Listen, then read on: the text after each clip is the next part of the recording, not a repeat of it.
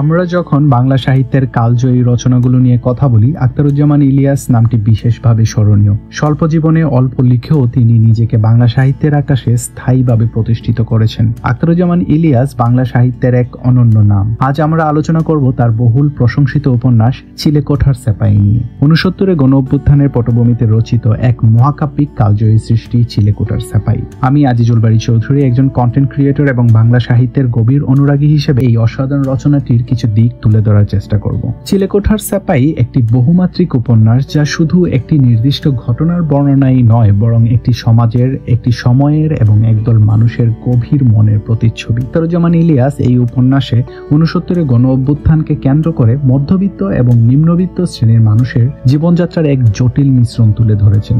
মধ্যবিত্ত, নিম্নবিত্ত এবং সুবিধাভোগী শ্রেণীর দ্বন্দ্ব, শহর ও গ্রামের মানুষের জীবনযাত্রার চিত্র এই উপন্যাসে অত্যন্ত সুন্দরভাবে ফুটে উঠেছে। চরিত্রগুলোর গভীরতা এবং তাদের মানসিক এবং আবেগীয় অবস্থা লেখক অত্যন্ত সূক্ষ্মভাবে প্রকাশ করেছেন। লেখকের অনন্য ভাষাশৈলী এবং চরিত্র গঠনের নৈপুণ্য এই উপন্যাসটিকে বাংলা সাহিত্যের ইতিহাসে একটি বিশেষ স্থানে অধিষ্ঠিত করেছে। কাহিনীর কেন্দ্রীয় চরিত্র ওসমান গনি এক সাধারণ মানুষ, যিনি ঢাকার এক চিলেকোঠায় বসবাস করেন। শুরুতে রাজনৈতিকভাবে নিষ্ক্রিয় ছিলেন, শেষ পর্যন্ত গণ আন্দোলনের অংশ হয়ে ওঠেন।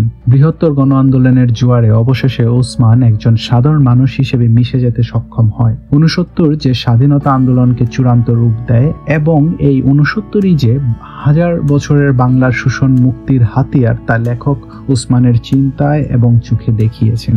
এদেশের রাজনীতির পাকিস্তান পর্বের সবচেয়ে উল্লেখযোগ্য আন্দোলন 69-এর গণ অভ্যুত্থানকে আখতারুজ্জামান ইলিয়াস যেভাবে শিল্পসম্মতভাবে পুনর্নির্মাণ করেন, তা আমাদের সাহিত্যের ইতিহাসে বাস্তবিক অভূতপূর্ব।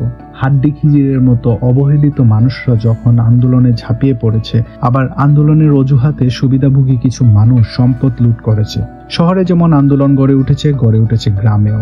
আলতাফ আলাউদ্দিনের মতো মানুষের হাত ধরে শহরে গড়ে ওঠে আন্দোলন। আবার গ্রামেও আলীবক্সের মতো সংগঠকদের দেখা মেলে। আনোয়ার গ্রামে গিয়ে চাষাভুষা মানুষের কাঁধে কাঁধ মিলিয়ে রুখে দাঁড়িয়েছে অত্যাচারের, শোষণের। এই উপন্যাসে আমরা পাই একটি সমাজের পরিবর্তন, যেখানে মানুষের বেঁচে থাকার সংগ্রাম এবং শোষণের বাস্তবতা অত্যন্ত সূক্ষ্মভাবে চিত্রিত হয়েছে। ওসমানের চিলেকোঠার জীবনের মধ্য দিয়ে আমরা দেখতে পাই কিভাবে একটি সমাজ পরিবর্তিত হয় এবং কিভাবে একটি সাধারণ মানুষ সেই পরিবর্তনের অংশ হয়ে ওঠে। আখতারুজ্জামান ইলিয়াসের লেখনীতে চরিত্রগুলো জীবন্ত হয়ে ওঠে। ভাষার সূক্ষ্ম ব্যবহার এবং বর্ণনার নৈপুণ্য আমাদের মুগ্ধ করেছে। এই উপন্যাসের প্রতিটি পৃষ্ঠা পাঠকের মনে দাগ কেটে যায় এবং শেষ পর্যন্ত পাঠককে নতুন করে ভাবতে শেখায় সমাজের প্রেক্ষাপট, মানুষের জীবন এবং রাজনীতির প্রভাব সম্পর্কে। এটি এমন একটি রচনা যা সময়ের সীমানা অতিক্রম করে আমাদের সামনে নতুন দৃষ্টিকোণ তুলে ধরে। যদি আপনি এখনো বইটি না পড়ে থাকেন, তাহলে আজই পড়া শুরু করুন। এই ধরনের আরো সাহিত্যিক আলোচনা এবং বিশ্লেষণ পেতে আমার চ্যানেলটি সাবস্ক্রাইব করুন।